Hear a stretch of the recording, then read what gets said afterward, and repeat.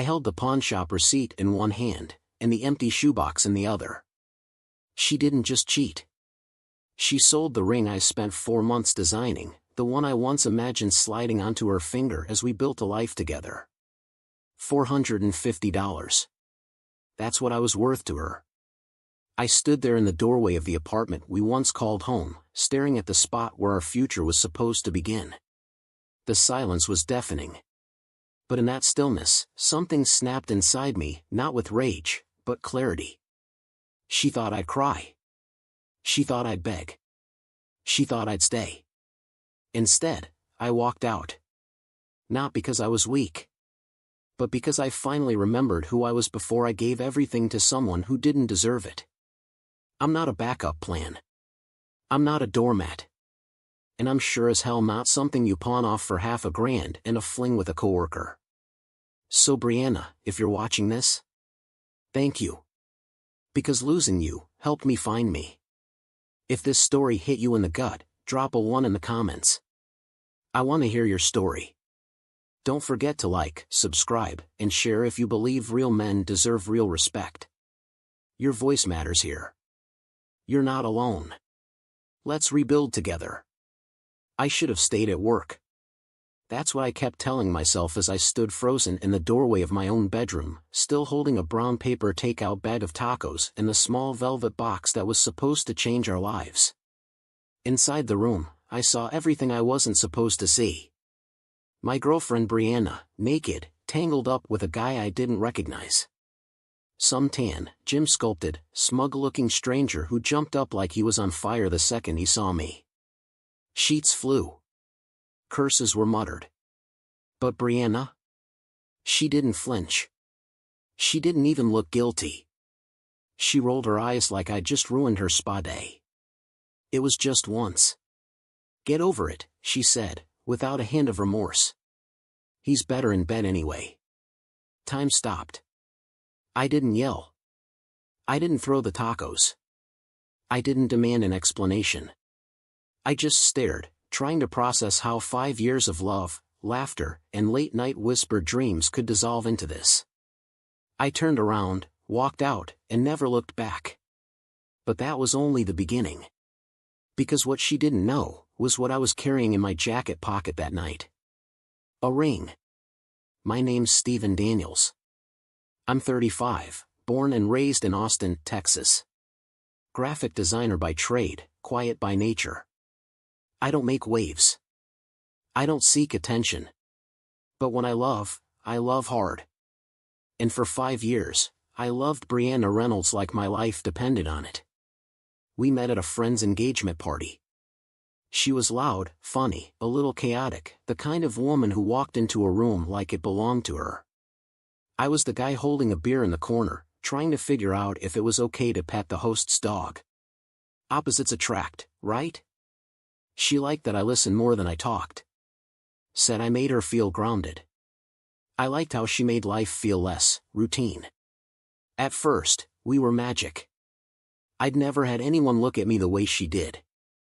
Like I was the only man in the world. We moved in together 2 years after dating. Talked about marriage, kids, maybe moving to the suburbs one day, her idea, not mine. Lately, though, something had changed. She stayed late at work more often. Her phone lived face down. Her hugs got shorter. Our laughs fewer. I chalked it up to stress. She said I was imagining things. I wanted to believe her. I chose to believe her. So when we landed a huge new contract at my firm that Thursday, my boss let me off early. I thought it was a sign. I stopped by her favorite taco place, picked up the spicy pork carnitas she loved, and planned to surprise her. In my pocket was a ring I'd spent 4 months designing. A custom sapphire, not a diamond, because she once told me diamonds were cliché. I planned to get down on one knee right there in our living room. No big production. Just her, me, tacos, and forever. But forever died the moment I opened that door. And the worst part wasn't the betrayal. It wasn't even her sleeping with someone else. It was the smirk. The way she looked at me when she said, "He's better in bed anyway." As if I was the one who should be ashamed. That's the moment something inside me turned cold. And from there, I started taking everything back, piece by piece. We weren't always broken. There was a time when Brianna would rush to the door to meet me after work, wrap her arms around my neck, and whisper, "Missed you today." A time when we'd stay up until 2 a.m. debating the best pizza topping or binge-watching true crime documentaries under the same blanket. That version of us, of her, feels like a lifetime ago. We met in the most ordinary way, which made it feel even more extraordinary. She was the burst of color in my grayscale world, charming, witty, with this restless energy that lit up every room. I was quieter, more reserved. She said I calmed her chaos. I said she woke me up from sleepwalking through life. For years, we were steady. Not perfect, but solid. We moved in together after 2, built a life out of shared Spotify playlists, Sunday Target runs, and lazy coffee-fueled mornings on our tiny apartment balcony. People used to say we looked like we'd been together forever. But over the past few months, the rhythm changed. She started pulling away in subtle, almost imperceptible ways I tried to excuse. Her phone stayed locked more often. Her kisses felt distracted. She laughed at my jokes less. When I'd reach for her at night, she'd roll over, mumble something about being tired, and drift off. I asked her if something was wrong. She said work had been stressful and that I'd been a little distant lately too. She didn't like confrontation, so I let it go. I wanted to believe it was just a phase. I kept telling myself, this is what long-term love feels like. It ebbs and flows. Just ride the wave. Still, deep down, I knew something wasn't right. That Thursday, when my boss told me to head home early to celebrate landing a major client, I saw it as my chance to bring us back. A little spark to remind her who we were. I picked up her favorite tacos from the truck on South Lamar, the one where the owner always greeted us with, the usual, "Lovebirds?" And I slid that small velvet box into my jacket pocket, the one with the sapphire ring I'd saved for months to buy. I walked up those stairs thinking I was about to start forever. Instead, I walked straight into the end. The apartment was quiet when I walked in, too quiet. Usually, when I got home before her, I'd hear music playing in the kitchen, or the soft hum of her favorite true crime podcast in the background. That day, there was only stillness. I pushed the door open gently, balancing the takeout in one hand, the small velvet box pressing against my chest inside my jacket pocket. I had this dumb smile on my face, ready to surprise her. Maybe we'd sit on the couch, eat tacos, talk about nothing for hours like we used to. But then I heard it. Not the front door opening. Not footsteps. Not even voices. Just sounds. Rhythmic. Breathless. Intimate. Coming from our bedroom. At first, I didn't react. My brain didn't want to process what my ears were telling me. I just stood there in the hallway, tacos in hand, as my heart began to pound hard enough to drown out every rational thought. I walked toward the bedroom slowly, like I was underwater. Every step made it harder to breathe. My mouth was dry. My palms were sweaty. A tiny voice in my head screamed, "Don't open that door. Just leave. Pretend you never came home early." But I did. And in an instant, the world I thought I knew shattered. There she was, Brianna, wrapped in someone else's arms, his shirt halfway off, her body tangled with his like they were on vacation, not cheating in the apartment we built together. Her back was arched. His face was buried in her neck. They didn't even notice me. Not right away. I cleared my throat. Loud enough to stop everything. They jolted like I'd fired a gun. The guy scrambled for his pants, cursing under his breath, stammering about not knowing she had a boyfriend. But Brianna? She just looked at me. Not shocked. Not scared. Just annoyed. "Jesus, Steven," she snapped, yanking the sheet up. "You're supposed to be at work." Like I'd ruined her evening. My voice came out quieter than I expected. "How long has this been going on?" She rolled her eyes. It was just once. Get over it. I just stared at her, blinking. Waiting for some kind of remorse to show up. An apology. A tear. Something. Anything. Instead, she delivered the final blow. He's better in bed anyway. That did it. That short, heartless sentence was the bullet. The part of me that wanted to yell, gone. The part that wanted to cry, shut down. Something inside me just disconnected. I didn't say another word. I turned around, walked to the kitchen, placed the taco bag gently on the counter like it mattered somehow, then grabbed my wallet, car keys, and laptop. She followed me halfway to the door. Where are you going? Don't be so dramatic. I didn't respond. I closed the door behind me. Locked it. And I drove away like a man who just watched his whole life burn down. Not with rage. Not even grief. Just silence. The air outside felt colder than it should have for April in Texas. I stood on the curb for a second, gripping the steering wheel harder than I needed to. My hands were trembling, but not from anger, not yet, anyway. I wasn't crying. I wasn't screaming. It was worse than that. I felt nothing. Like my body had hit an emotional circuit breaker. Everything inside had just shut off. I drove in silence. No music. No GPS.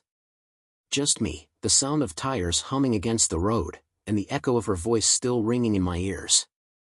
It was just once. He's better in bed anyway. I could still see the shape of her smirk. That careless, superior twist of her lips, like I was the one who had let her down. Like the betrayal was a minor inconvenience. I don't remember deciding to go to Caleb's place, but somehow, that's where I ended up. Caleb had been my closest friend since college, one of the few people who knew the real me. He lived about 15 minutes away, in a quiet condo on the east side, always stocked with beer and silence when you needed it. When he opened the door, he took one look at my face and stepped aside. Guest room's made up. I'll grab you a beer. I didn't even take off my jacket. I just sank into his couch like gravity had tripled, stared at the dark TV screen, and tried to replay the scene in my head as if maybe I had misunderstood. As if maybe it hadn't happened the way it felt. But no matter how I turned it around, the truth sat there like a weight in my chest. This was real. She cheated. She didn't apologize. She didn't cry. She didn't even flinch. And I had been carrying an engagement ring in my jacket pocket like a fool. That night, I didn't sleep. I laid there in Caleb's guest room, eyes locked on the ceiling fan spinning in slow, steady circles, trying to feel anything. Grief. Rage. Pain. But all I felt was empty. And somewhere in that hollow space, something cold and clear began to form. By morning, the numbness had hardened into something sharper. Not rage. Not yet. But clarity, the cold, focused kind that comes after a fire has burned through everything. The kind that tells you it's time to rebuild, but first, you need to clear the wreckage. I sat up in Caleb's guest bed, still fully clothed, shoes on. My phone was blinking with missed calls and unread texts. I didn't open any of them. I didn't need to. I knew exactly who they were from. And I knew exactly what I had to do. First, I called my office. Told them I needed a personal day. No explanation. Just a quiet, something came up. Then I grabbed my laptop and opened the folder labeled Shared Life. Passwords. Accounts. Documents. All of it. It was time to take everything back. The lease on our apartment was in my name. Brianna had shaky credit when we moved in, so I handled the paperwork. I called the landlord, explained, briefly, that the relationship was over and I'd be vacating. He offered a neutral, "These things happen," and told me about the early termination clause. 1 month's rent. Done. I paid it on the spot. Next came the utilities. Electric. Internet. Water. All in my name. All gone by the end of the day. No lights. No hot shower. No Netflix for her to cry to. No DoorDash deliveries on my credit card. Speaking of which, I logged into my credit card account and removed her as an authorized user. She'd been using it for months, online shopping, yoga classes, sometimes even gas. I'd let it slide. Love makes you generous. Betrayal makes you careful. By noon, I had cut every financial tie. I was no longer her safety net. Each click, each phone call, each confirmation email was a small act of taking myself back. A silent declaration, you don't get to hurt me and still live off the life we built together. I closed my laptop and sat still for a moment. It was strange, the satisfaction I felt. Not petty, not vengeful. Just clean. Like setting down something heavy I'd been carrying for too long. She'd made a choice that night. Now I was making mine. And if Brianna thought her cruelty ended with one careless smirk, she hadn't yet begun to understand what real consequences looked like. I waited until I knew she'd be gone. Brianna had yoga every Tuesday at 6 p.m., some overpriced, candlelit studio across town that she once described as healing for the soul. The irony didn't escape me. I parked 2 blocks away, just in case. Old instincts kicking in. I didn't want a scene. I didn't want a confrontation. I just wanted to disappear cleanly, without shouting, without drama, without giving her the satisfaction of seeing me break. The apartment key still fit. The door still creaked the same way it always had. But everything else felt foreign. Like I'd stepped into a showroom version of our life, empty, staged, and fake. I didn't take much. Just the essentials, my clothes, laptop, chargers, hard drives, a few framed photos I wasn't ready to burn yet. I left behind the couch we picked out, the kitchen where I paid for, the books we both pretended to read. I didn't need any of it. The last thing I did before walking out was place the key on the counter next to a short note I scribbled on a torn envelope. Lease ends in 30 days. Utilities disconnected. Good luck. I didn't sign it. I didn't need to. Then I closed the door, this time not gently, and left without looking back. As I turned onto the main road, I caught a glimpse of her car coming the other way, headlights flashing for a second like a bad omen. Our eyes met briefly through the windshield. Her face changed instantly. First confusion, then realization, then panic. For a split second, I almost stopped. Almost. But instead, I kept driving. And just like that, I was gone. The storm hit my phone not long after. By the time I got back to Caleb's place, there were 9 missed calls. 26 texts. 2 voicemails. Then 39. 43. 50. It was like watching someone drown in real time. Her tone flipped from angry to frantic to pleading in the space of a few hours. I didn't read any of it. I didn't need to. I knew how this would go. First denial, then desperation, then blame. The stages of someone watching their carefully constructed world fall apart, and realizing they were the one who lit the match. But just because I didn't respond didn't mean I wasn't feeling it. I lay awake again that night, phone on silent, staring at the ceiling. There was no peace yet. No closure. Only this strange hollow ache in my chest, like something had been ripped out violently, but the pain hadn't caught up to the damage yet. The truth is, you don't always cry when your heart breaks. Sometimes, you just go quiet. The texts eventually slowed. Then stopped. By the 3rd day of silence, I assumed she'd finally accepted it, maybe even moved on. Brianna was the type who couldn't sit still emotionally. She'd either spin the story to her friends or land on someone else's couch with a new sob story and a bottle of wine. Either way, I was fine being erased from the narrative. But fate wasn't finished unraveling the truth. It was a Thursday afternoon when my phone buzzed with a message from Layla, one of Brianna's old college friends. We weren't close, but we'd been at enough group dinners and birthday parties together to exchange occasional memes and weekend brunch recommendations. I hadn't heard from her in months. The message was short. I heard what happened. I thought you should know, the guy you walked in on. That was Ethan. Ethan Marks. Her coworker. He's married. His wife's 7 months pregnant.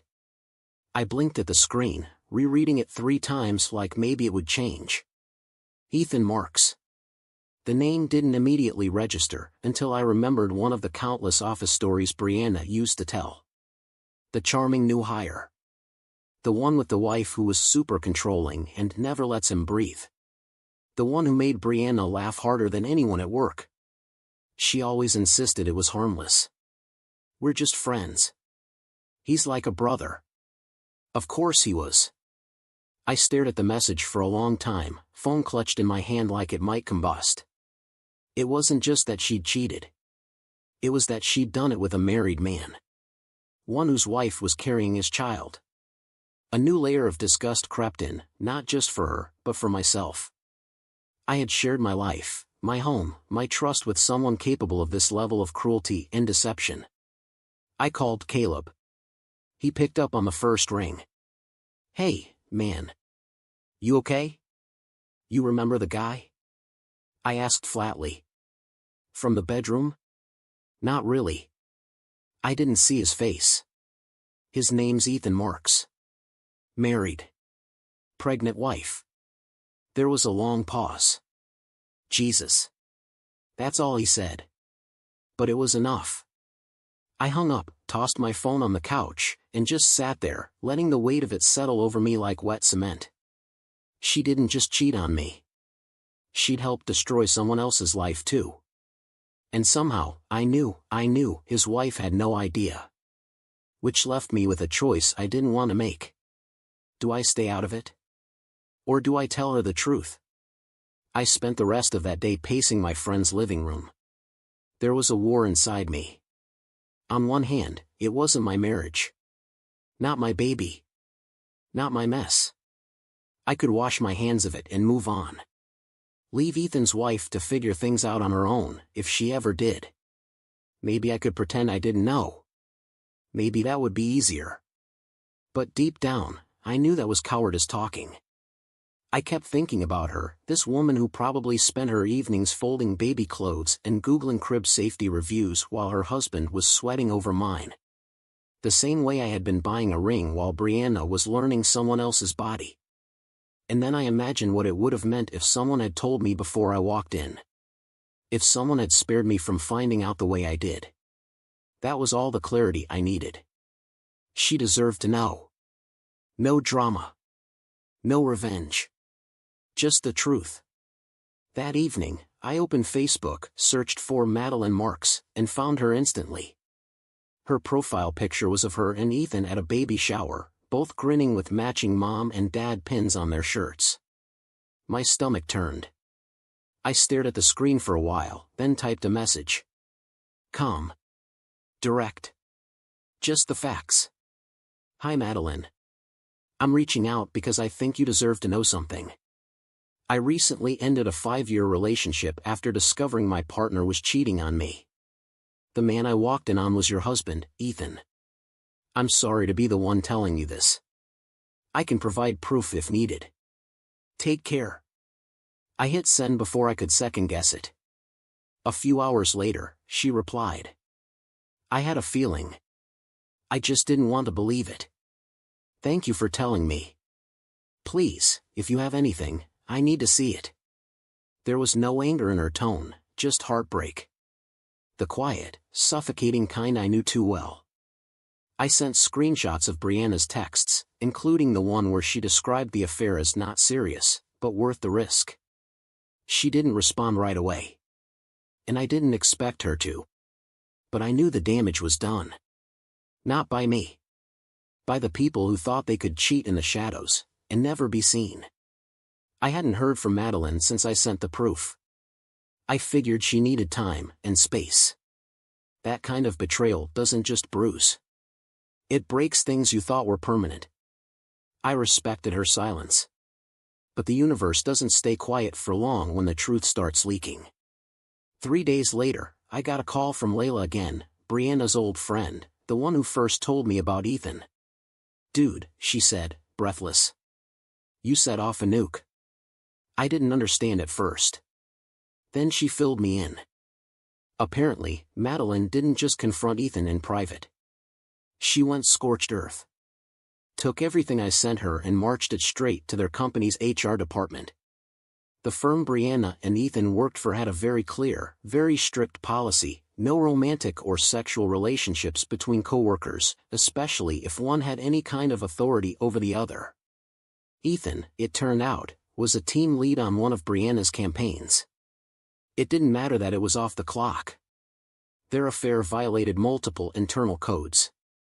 HR launched a formal investigation the same day Madeline submitted the evidence. Emails were reviewed.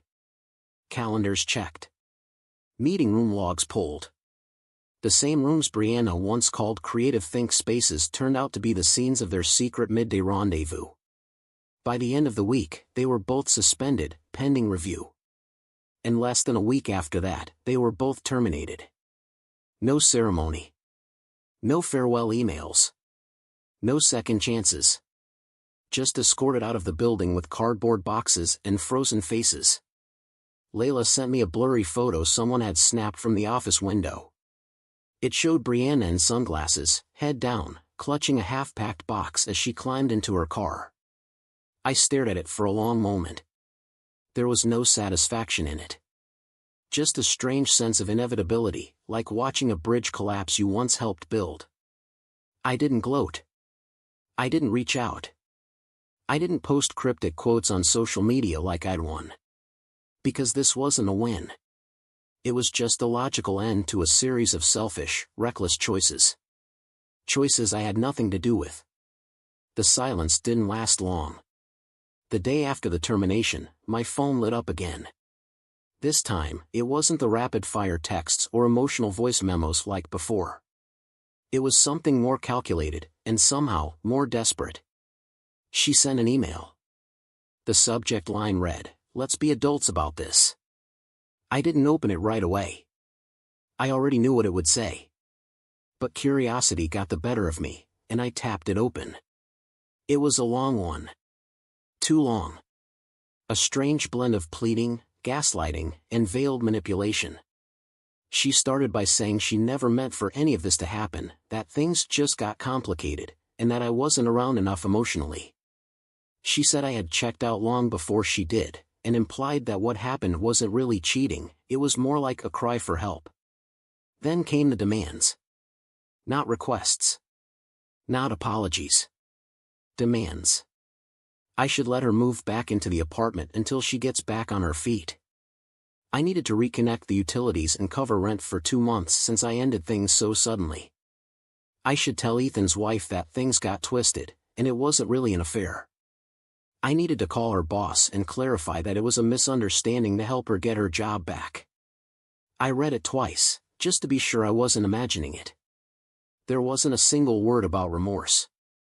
Not once did she say, "I'm sorry." Instead, she painted herself as the victim of a mess I had supposedly made worse by not cooperating. As if her choices were somehow my responsibility to clean up. I closed the email and didn't reply. I didn't even feel angry anymore. Just exhausted. Like I was watching someone try to dig themselves out of a hole with the same shovel they used to bury what we had. And for the first time since the night I walked in on her, I smiled, not out of pettiness, but from the deep, still realization that I was finally, truly done. I should have known she wouldn't take silence for an answer. It was just past 11 p.m. when I heard the pounding on the front door. 3 hard knocks, then silence. Then again, louder this time. Caleb was out of town, so I was alone. I looked through the peephole, already guessing who it was. Brianna. She was swaying slightly, mascara smudged, hair a tangled mess like she hadn't slept in days. A half-empty bottle of wine dangled from her hand. Her eyes were wild, frantic, glassy. I didn't open the door right away. Just stood there and watched for a second, steadying my breath. Then she yelled, "Steven, you ruined my life. Open the damn door." I opened it halfway, keeping my foot against the frame. She stepped forward like she was going to push past me, but I didn't move. "You owe me," she slurred, tears now mixing with eyeliner. "After everything we built. For years and you're just done?" I didn't raise my voice. "You threw it away," I said quietly. "I just walked out of the wreckage." She sobbed harder. "Tried switching tactics. I made a mistake. Okay? I was lonely. I messed up. But I didn't think you'd go nuclear." I didn't flinch. "You weren't lonely, Brianna. You were lying. That's different." "I have nowhere to go," she cried, clutching my arm. "No job, no money, no one." "That's not my problem anymore," I said. Her body crumpled slightly. The fire in her voice gone, replaced with this hollow, exhausted whisper. "You were supposed to love me no matter what." "I did," I said. "That's what makes this worse." Then I gently closed the door. And locked it behind me. She didn't knock again. Just sat on the steps for a while, sobbing into her hands, until finally, her sister came to pick her up. I didn't watch them drive away. I just sat on the other side of the door, leaning back against the wood, listening to the quiet. And for the first time in weeks, it didn't feel empty. It felt peaceful. 3 days passed without a word. No more emails. No knocks at the door.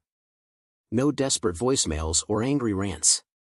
It was like she'd finally surrendered to the silence I'd been giving her from the start. Then, out of nowhere, I got a text from an unfamiliar number. "Hey, it's Claire. Brianna's sister. Can we talk for a second?" I stared at it for a while, unsure if I even wanted to open that door.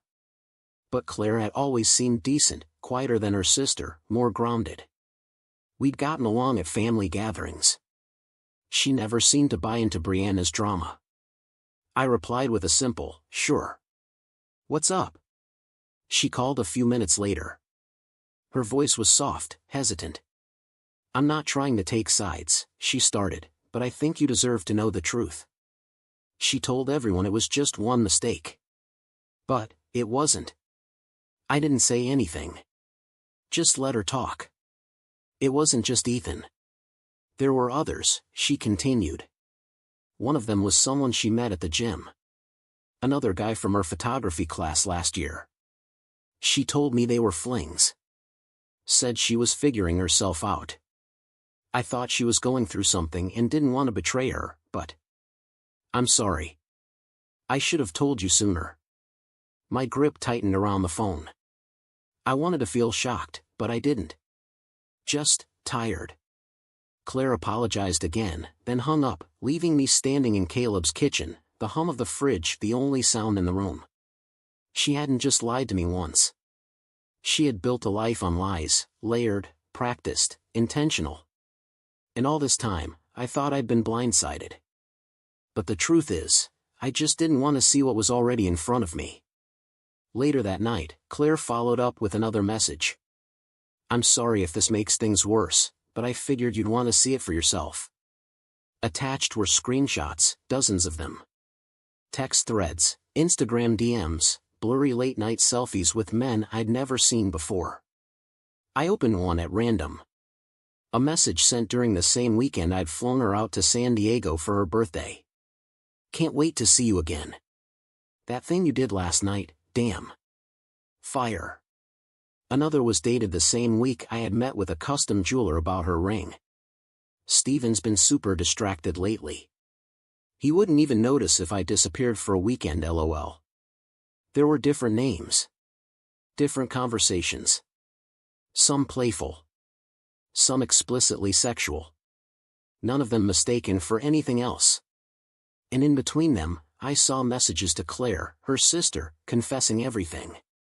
Sometimes bragging. Sometimes justifying. Always excusing. "I just don't feel anything when I'm with him anymore. I need to feel alive again. He's so good to me, but I'm just bored." Is that bad? Bored. That word stuck in my throat like a splinter. All those months, while I was carefully planning a future, saving for a ring, working overtime to clear my debts before proposing, she was out feeling alive in the arms of strangers. It wasn't just cheating.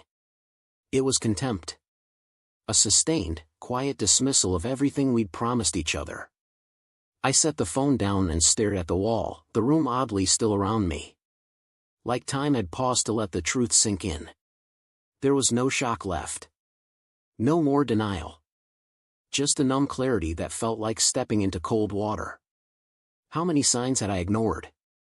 How many late nights did I explain away as work stress, or friends' birthdays, or just one more glass of wine? I remembered her turning away from me in bed, the locked phone, the sudden change in perfume. It was all there. I just didn't want to believe it. Because I loved her. Fully. Blindly. Recklessly. I thought loyalty meant writing it out.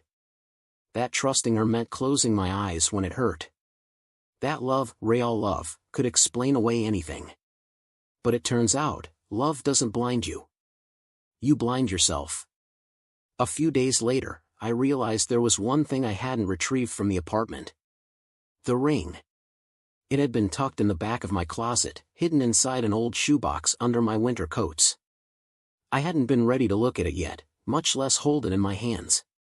But after everything Claire showed me, I needed closure. Real closure.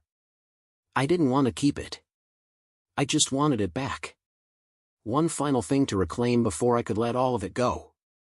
I texted the landlord, who still had access, and arranged to stop by while Brianna was at work or wherever she went these days. When I stepped inside, the place looked the same on the surface, but it felt even colder. The kind of cold that comes not from temperature, but from the absence of meaning. I went straight to the closet, pulled out the coats, the shoebox. It was gone. I checked everything. Every drawer. Every pocket. Every corner. Nothing. At first, I thought maybe she had moved it. Then I opened the top drawer of her dresser and saw a receipt for a local pawn shop. Dated 3 days after I walked out. And there it was in black ink. One sapphire engagement ring, $450. That's when it hit me, harder than any of the texts, harder than the night I caught her in bed. She didn't just betray me. She cashed me in. The pawn shop was across town, tucked between a rundown liquor store and an auto body shop with a flickering neon open sign. I stood in the parking lot for a few minutes, debating whether to go in. It felt surreal, like I was stepping into someone else's life. Someone who had been so thoroughly stripped of pride, all that was left was this moment. But then I walked through the door. The man behind the counter barely looked up. "Help you with something?" "I'm looking for a ring," I said. "Sapphire center stone, platinum setting. Custom piece." He pulled out a tray of assorted jewelry. I spotted it immediately.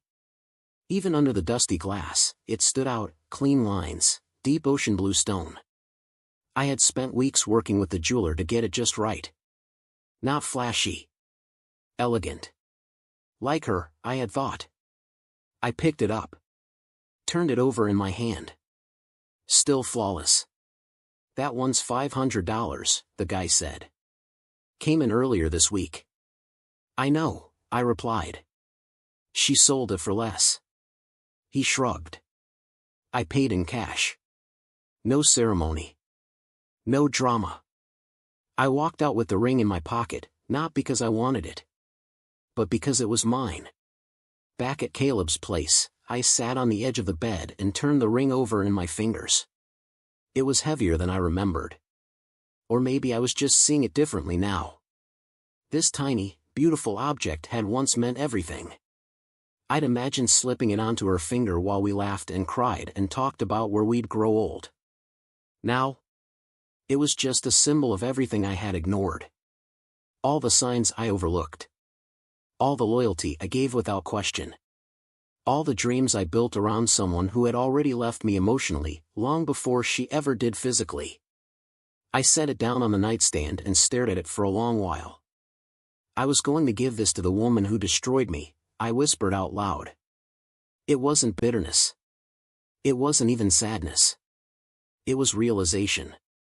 That ring wasn't a monument to love anymore. It was a reminder of the difference between love and illusion. Between building something with someone, and building it for them while they built something else behind your back. I didn't throw it away. I didn't sell it. I kept it, quietly. Not as a scar. But as proof I'd survived. Because the version of me who had once believed in that ring. He was gone. And the man who replaced him. He was done mistaking hope for loyalty. It didn't happen all at once. Healing never does. It wasn't like I woke up one day and thought, I'm over it. It was more like the absence of ache. Like the pain didn't knock on the door one morning, and I noticed, quietly, that it hadn't shown up. The first real step forward was moving into my own place. It was nothing fancy, a one-bedroom in a quieter part of the city, with creaky floors and mismatched cabinets. But it was mine. No shared closet. No memories clinging to the walls. Just a blank slate and a key that only I held. I bought a few plants, even though I used to joke that I couldn't keep anything alive except takeout leftovers. I started cooking, slowly, learning how to make meals that didn't come in paper bags. Mornings became sacred again, coffee on the tiny balcony, soft jazz humming in the background, a journal open in front of me. The journaling wasn't something I planned. One night I just opened a blank notebook and started writing, everything I hadn't said to her, everything I'd buried. Some entries were angry. Some were tired. Most were honest. And that honesty started peeling something open inside me. I also started therapy. At first, I told myself I didn't need it. That I'd already processed enough. But sitting across from someone who didn't interrupt, didn't judge, didn't offer half-baked advice, it gave me room to exhale. It gave my confusion shape. My pain, context. Work became a refuge too.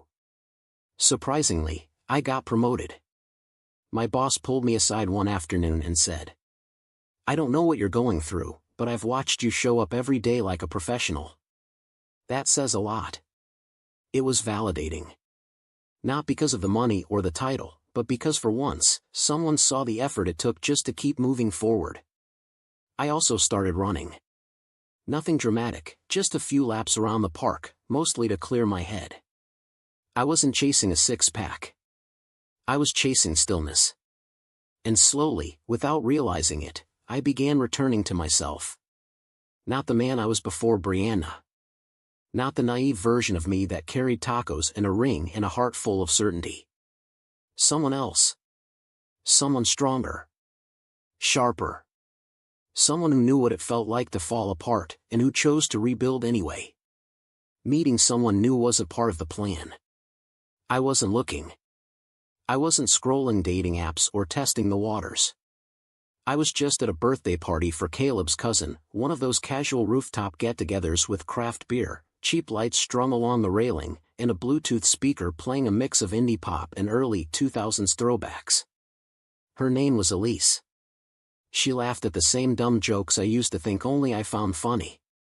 She wasn't trying too hard, didn't ask loaded questions, didn't fidget when the conversation slowed. She just talked. Like people used to, before everything had to mean something. We stood there for nearly an hour, talking about coffee rituals and bad childhood haircuts and whether or not cereal is soup. I didn't even realize how much I'd missed that kind of lightness, the kind that doesn't come with a history attached. When the party started winding down, she smiled and asked, "Would it be weird if I gave you my number?" I said no. Because it wasn't weird. It felt good. That night, for the first time in what felt like forever, I smiled without forcing it. And it didn't feel like betrayal. It felt like permission. A week later, I got an email from Brianna. The subject line stopped me cold, closure. I hovered over the trash icon for a moment. But curiosity won. I opened it. It was long, much longer than I expected. She didn't ask for anything. Not this time. No requests. No bargaining. Just confession. She admitted to everything. The affairs. The lies. The manipulation. The moments she took me for granted. She said therapy had forced her to confront the part of herself that used people without realizing the damage until it was too late. I didn't just cheat on you, she wrote. I betrayed you every time I dismissed your love as routine. Every time I chose attention over integrity. You were the safest thing I ever had, and I ruined it. She said she wasn't writing for forgiveness. Just to acknowledge what she broke. I sat with it for a while before replying. Just a few lines. Thank you for your honesty. I hope you find what you're looking for. But you're not part of this story anymore. Then I closed the thread. For good.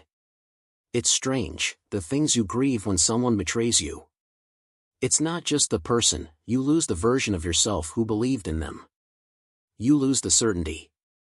The comfort. The little details you didn't even realize you loved until they hurt to remember. The way she used to steal my hoodie and walk around the apartment like it was her second skin. The sound of her laugh echoing down the hallway. The way she whispered goodnight when she thought I was already asleep. Those things don't disappear. They get stained.